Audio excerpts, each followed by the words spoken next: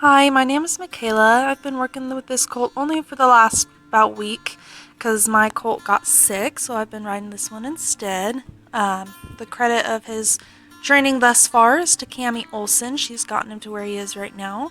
And since I didn't start him myself, I can't say too much about his progress, but from what I do know, from what she's told me, is that he used to run over the top of you pretty bad, be in your space, and he's not too bad about that with me. Really, the only thing is his head. He kind of doesn't pay attention with his head. That right there, he stands to saddle well. The reason he moved is because I accidentally pinched him with the cinch, so that was all me. But anyway, back to it. He handles really well on the ground, super easy to catch. My biggest complaint about him, with temperament and all, is that he's just very mouthy. He likes to try to eat just about anything that's in front of him. Blankets, saddles, jackets, reins. If you're leading him, he likes to kind of tilt his head to the side and chew on the reins. But other than that, he does really well, and he takes the bit pretty well.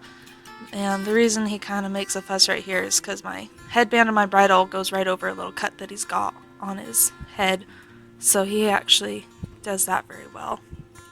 Here in this video, we're just kind of showing a few things in our Phase 2 training for TQA.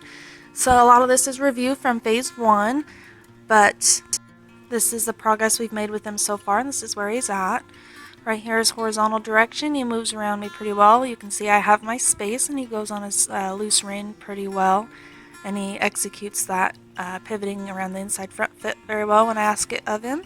This is the main part of our standard groundwork, is getting them to where they move around us nice and soft, and they kind of curve around you and they have their attention on you and all that fun stuff, and make sure that that flag is they're okay with it in their blind spots. That's what I'm doing right there, is making sure that he's going to be okay with me in that spot. Something scary that he can't see, he's going to be okay with that. I do this at a walk and a trot on the ground and stop him with a stage 1. And since I kind of missed my opportunity when I was doing that groundwork, I'm just showing you right here, stage 1 into stage 2. It's a good way to start teaching them how to back with one rein. I'm going to do this on both sides. We always do everything on both sides, make sure they're okay with it on both sides. And next here, I'm going to get a stage 1 away from me.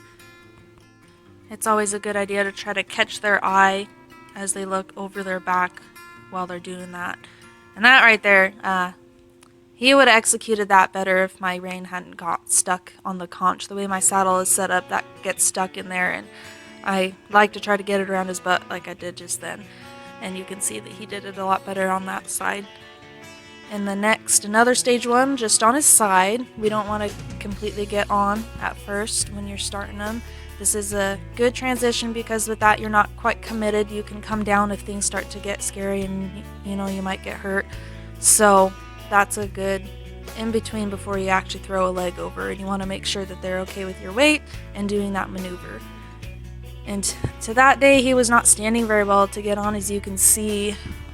So that's going to need a bit more work, and he usually does better. And this is just horizontal direction, standing. We just kind of want to see a break in the pull without him actually moving his feet. So on that side I had to wait on him a little bit. And then next you're going to actually ask him to move his feet. Another stage 1. Next we're going to do some doubling, and this is a combination of stage 1 and horizontal direction. This is a great maneuver. It's kind of the basis for everything that we start to do and that we base everything on. Number 1, it's a great thing to get into their muscle memory so that you kind of have a safety, so that if things start to get hairy or they speed up without you having asked them to, you can just double them, bring them back down, and start over again. And if things again start to get hairy, you can just double them, kind of gain control over the situation, and it'll hopefully prevent any wrecks and any kind of dangerous situations. And it also, that's kind of how you steer for a while at first, is just doubling them, kind of take away the exaggeration of it until they're just coming off the rein. But you want to make sure that they're comfortable doing that at all speeds, and you want the revelation to come within 3 steps of your cue. Here we have side passing. He's still pretty fresh and new at it. As you can see, it's not super precise, and so that's why I only ask for a few steps at a time. You know, if he does it, I want to give him relief. Then here we have horizontal direction at a walk.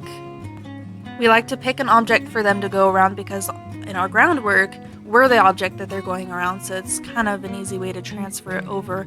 Gives them something to kind of focus on and move around and get those shapes that you want. And he shapes pretty well around this. He forms this, his whole body rounds out around it, and that's what we would really want to see.